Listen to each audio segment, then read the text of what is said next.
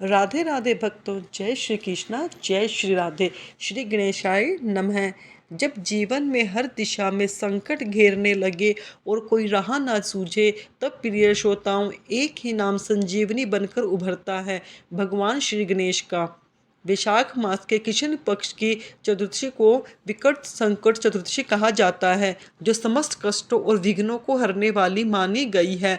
यह विशेष दिन के रूप में उन भक्तों के है जो मन, वचन और कर्म से विघ्नहर्ता का स्मरण करते हुए उनसे अपने जीवन के विकट संकटों का समाधान चाहते हैं। आइए सुनते हैं इस पावन तिथि से जुड़ी हुई दिव्य कथाएं, जो न केवल आस्था से ओतप्रोत है, बल्कि हमें विश्वास और समर्पण की शक्ति का भी बोध कराती है।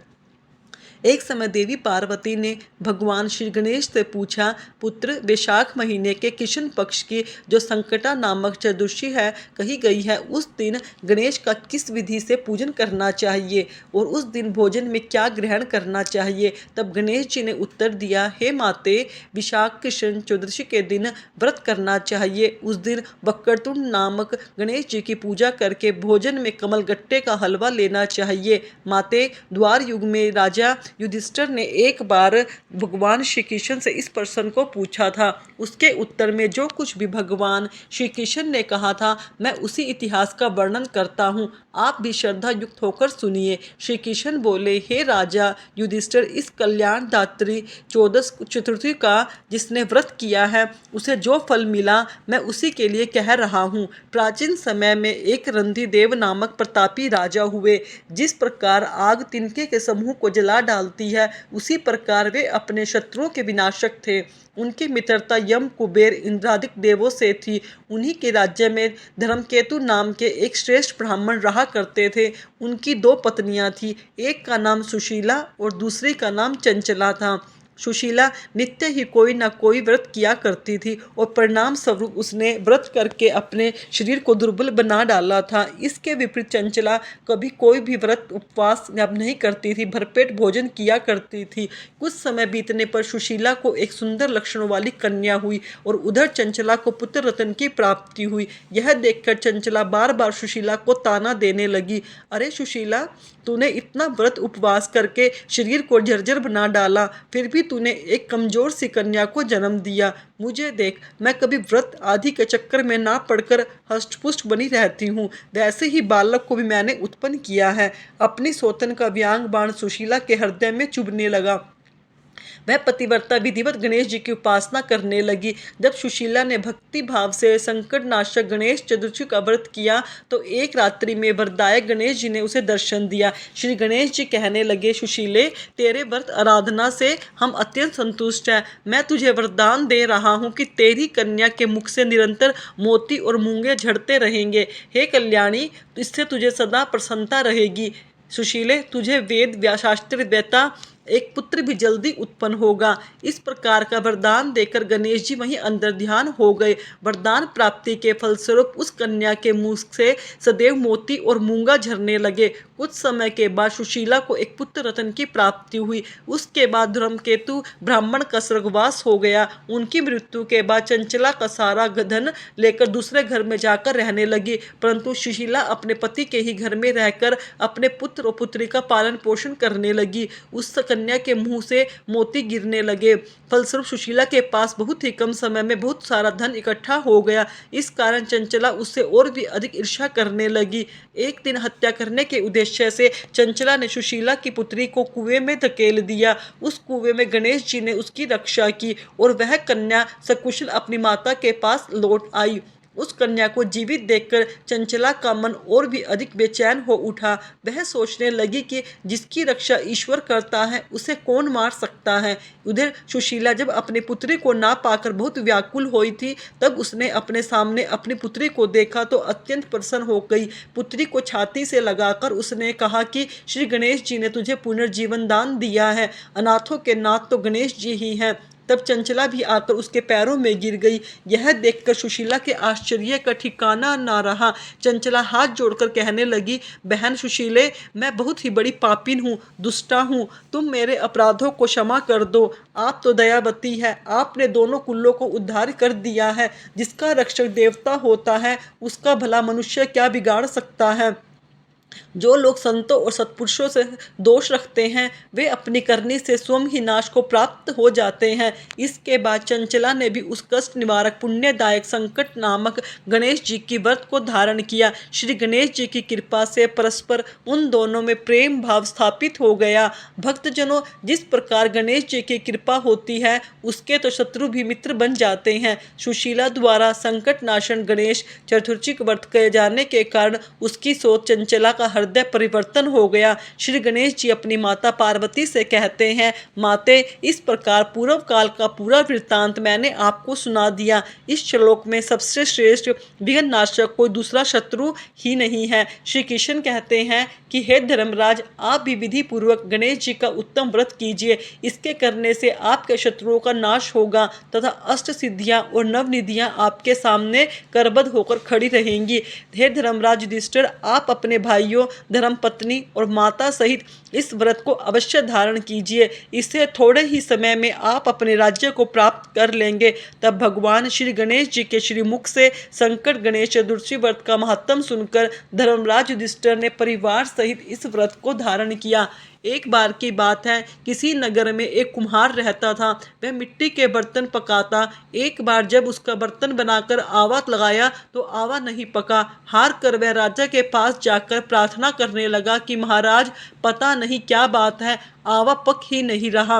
राजा ने पुरोहितों को बुलाकर इसका कारण पूछा तो राजा पंडित ने कहा कि हर बार आवा लगाते समय एक बच्चे की बलि देने से आवा पक जाएगा। अब तो राजा का आदेश हो गया। बलि आरंभ हुई। जिस परिवार की बारी होती वह परिवार अपने बच्चे में से एक बच्चा बलि के लिए भेज देता। इस तरह कुछ दिनों के बाद सकट चौथने के दिन एक बूढ़ी माई के इकलौते लड़के की बारी आई। बूढ़ी माई के लिए वो वही उनके जीवन का इकलौता सहारा था। लेकिन राजा की आज्ञा से किसी को भी भला कहाँ चलती है। दुखी बूढ़ी माई सोच ही रही थी कि मेरा तो एक ही बेटा है, वह भी संकट के दिन मुझसे अलग हो जाएगा। बूढ़ी माई के दुख का कोई अंत ही नहीं था, लेकिन बूढ़ी माई ने धैर्य रखा और उन्होंने अपने बेटे को सकट की सुपारी धूप का बीड़ा देकर कहा कि बेटा, भगवान का नाम लेकर आवे में बैठ जाना, संकटा माता तुम्हारी रक्षा करे। संकट का दिन था।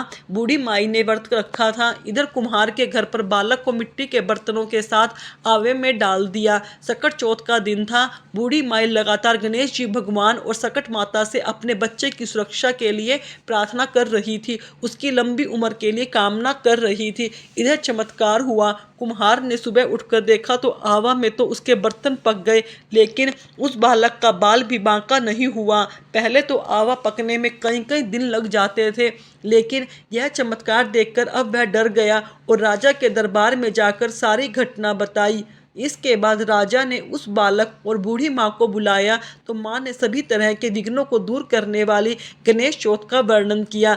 इस घटना के बाद से महिलाएं संतान और परिवार के सौभाग्य के लिए सकट चौथ का व्रत करने लगी। सहे सकट चौथ की महिमा, जो जिस कामना से व्रत करता है, पूजा करके कथा श्रवण करता है, गणेश भगवान और संकट चौथ माता उसकी सभी मनोकामनाएं पूर्ण करती हैं। बोलिए संकटा माता की जय, गणेश जी भगवान की जय।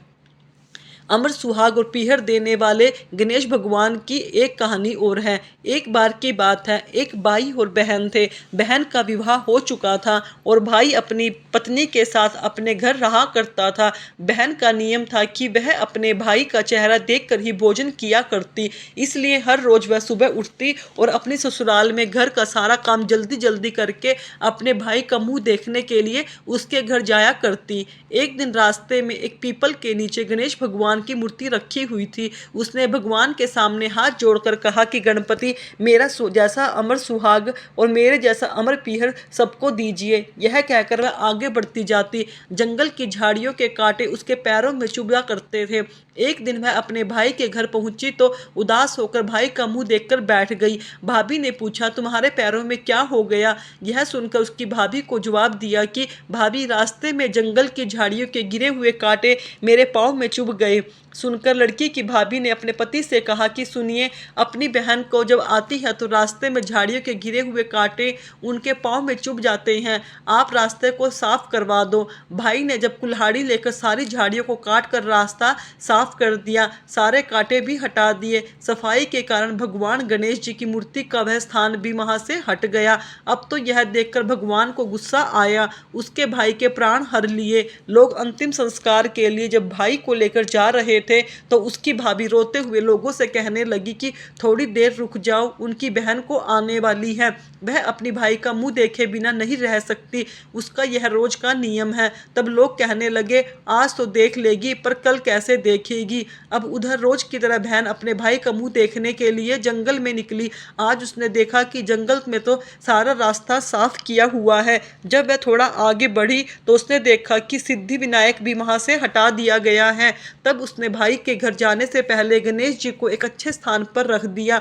और हाथ जोड़कर बोली, भगवान, जैसा अमर सुहाग मेरा है वैसे मेरा अमर पीहर करना, सबको देना। ऐसा कहकर वह हर दिन की तरह आगे निकल गई। भगवान तब सोचने लगी कि अगर इसकी नहीं सुनी तो फिर हमें कौन मानेगा, हमें कौन पूजेगा। तब सिद्धि विनायक ने उसे आवाज़ दी, बेटी, इस खजेड़ी की 7 पत्तियां ले जाकर जा और उसे कच्चे दूध में घोलकर भाई के ऊपर छींटा मार देना, वह उठकर बैठ जाएगा। यह सुनकर जब बहन पीछे मुड़ी तो वहाँ कोई नहीं था। फिर वह सोचने लगी, ठीक है, जैसा सुन लिया वैसा ही कर लेती हूँ। फिर वह 7 खेजड़े की पत्तियां लेकर अपने भाई के घर पहुंची। वहां उसने देखा कई लोग बैठे हुए हैं, भाभी बैठी रो रही है और सामने ही भाई का शव रखा है। तब उसने पतियों को बताए हुए नियम के अनुसार भाई के ऊपर इस्तेमाल किया। भाई तुरंत उठकर बैठ गया। फिर भाई बहन से बोला कि मुझे गहरी नींद आ गई थी। तब बहन बोली कि ऐसी नींद तो किसी दुश्मन को भी ना आए, और उसने अपनी सारी बात अपने भाई को बता दी। मान्यताओं के अनुसार यह है गणेश भगवान की कहानी, जिसे सुनने पर भगवान गणेश की कृपा प्राप्त होती है। चौथ के तिथि के दिन विघ्नहर्ता भगवान गणेश जी की पूजा करने के साथ साथ चौथ माता की पूजा करके कथा भी कही और सुनी जाती है। अब सुनिए 12 महीने सुनी जाने वाली चौथ माता की कहानी। एक बार एक नगर में एक बूढ़ी माँ रहती थी। वह अपने बेटे को हर संकट से बचाने के लिए 12 महीने की चौथ का व्रत करती थी। हर चौथ को पंसारी से थोड़ा सा गुड़ और घी लाकर 4 लड्डू बनाती, एक बेटे को देती, एक से पूजा करती, एक हथकर के लिए निकालती और एक चंद्रमा उगने पर खुद खा लेती थी। एक बार उसका बेटा ताई से मिलने गया। उस दिन चौथ का दिन था। ताई ने भी व्रत रखा था। उसने ताई से पूछा कि माँ तो 12 चौथ करती है। तब ताई बोली, तेरी माँ तेरी कमाई से तरमाल खाने के लिए 12 चौथ करती है, तू परदेश जाए तो वो एक भी चौथ नहीं करेगी। लड़के को लगा ताई सच कह रही है। घर आकर उसने अपनी माँ से कहा, माँ, मैं परदेश जा रहा हूँ, तू तो मेरी सारी कमाई खाने पीने में उड़ा देती हो। माँ ने समझाकर रोकना चाहा पर बेटा नहीं माना। माँ ने उसे साथ ले जाने के लिए चौथ माता के गुड़ और चावल दिए और कहा, जहाँ मुसीबत पड़े तेरी सहायता करेंगे। तब बेटा चावल और गुड़ लेकर रवाना हो गए। घूमते हुए एक दूसरे नगर में जा पहुंचा। उसने देखा एक बूढ़ी माँ रोती जा रही है और पुए बनाती जा रही है। उसने कारण पूछा तो बूढ़ी माँ ने कहा, बेटा, इस नगर की पहाड़ी पर एक दैत्य रहता है। पहले वह नगर में आकर कई लोगों को खाने के लिए मार देता था।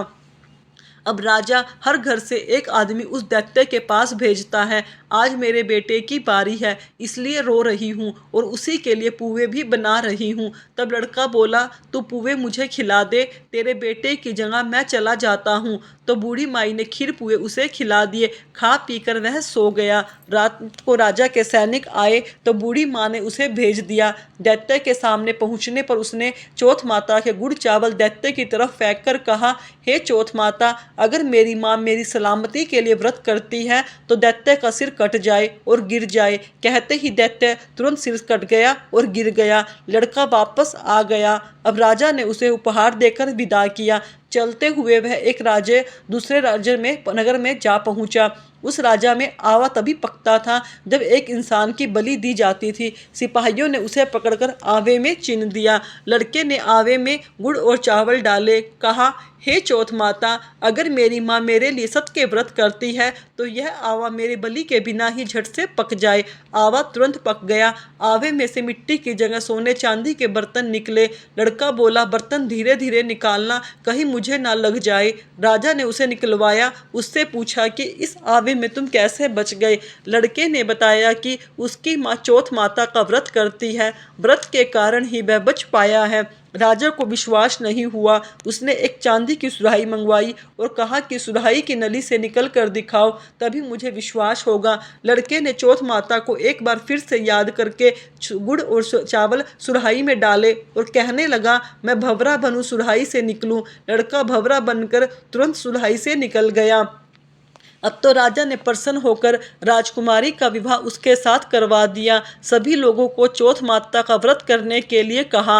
उधर अब लड़के को अपनी माँ की याद आई। उसने राजा के पास जाकर खुद के नगर जाने की इच्छा जाहिर की।